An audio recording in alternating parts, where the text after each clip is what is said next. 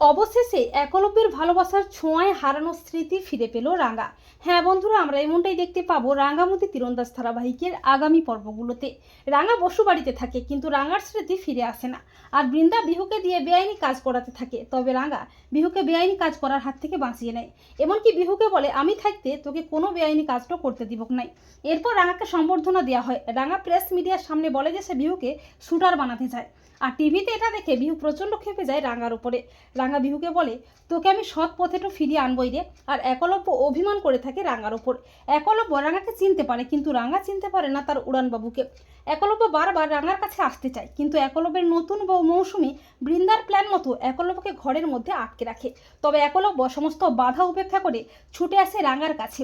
একলব্য রাঙাকে জড়িয়ে ধরে অভিমানী স্বরে বলে, তুমি কি সত্যি চিনতে পারছো না তোমার উড়ানবাবুকে? তোমার কি কিছুই মনে নেই আমাদের দুজনের কাটানো সুন্দর মুহূর্তগুলো? নাকি এটাও তোমার একটা নতুন নাটক? রাঙার খুব কষ্ট হয়। রাঙার অতীতের কথা মনে পড়ে, তবে সবটাই অস্পষ্ট। এরপর আচমকা রাঙার অতীতের কথা মনে পড়ে আসে। রাঙা হাউমাউ করে কাঁদতে কাঁদতে একলব্যকে জড়িয়ে ধরে বলে, উড়ানবাবু আমার সব মনে পড়েছে রে। প্রমিতা বলে, রাঙা তোর সব মনে পড়েছে? রাঙা বলে, হ্যাঁ রে মা, আমার সব মনে পড়েছে। উড়ানবাবুর ভালোবাসার ছোঁয়াটাই আমার সব মনে পড়েছে। আর রাঙার স্মৃতি ফিরে আসায় বৃন্দা তো প্রচণ্ড ভয় পেয়ে যায়। বৃন্দার মাথায় যেন আচমকা বাজ পড়ে। তো বন্ধুরা, এমনটা যদি দেখানো হয় তোমাদের কেমন লাগবে কমেন্ট করে এক্ষুনি জানিয়ে দাও তোমাদের মতামতটি।